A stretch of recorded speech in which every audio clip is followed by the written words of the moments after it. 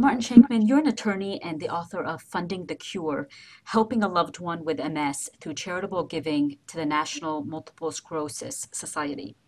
Why did you write this book? Um, it's actually part of a personal story. My wife was diagnosed about 7 years ago with MS, and after we dealt with all the personal decisions of medical planning and what we were going to do and how we were going to do, and I guess if I were being honest, she spent the first 2 months crying, and then we dealt with all those issues. I'm an attorney, I'm an estate planner. I said, okay, I have this challenge. Now what do I do to help protect my family?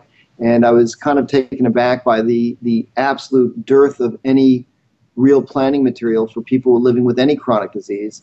And I kind of made it my personal mission to create resources for professional advisors, attorneys, accountants, and financial planners so they could help their clients that face the challenge of a chronic disease.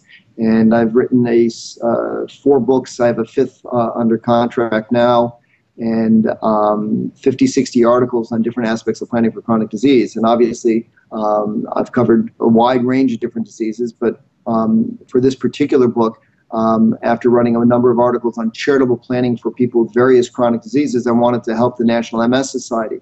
So the essence of what the book about is sort of a very unique approach to charitable giving.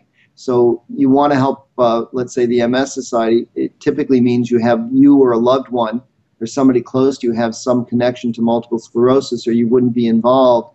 How can you not just make a contribution, but get the best tax benefits out of it, and at the same time also help the loved one that's facing the challenge of MS? One of the concepts, for example, could be illustrated with the charitable lead trust. And in very simple terms, and this is usually for higher wealth clients, but again, just to illustrate how you can use charitable giving, not just to do wondrous things to help the MS Society and its wonderful mission of trying to eliminate MS and to help those facing the challenges of MS, but to help, let's say, a child that's living with the challenges of MS. So if you're a well-to-do parent, you have a child with multiple sclerosis, if you set up a charitable lead trust, you put funds in this trust, say for the next 15 years, an annuity payment is paid out of that pot of money, out of those funds, to the MS Society.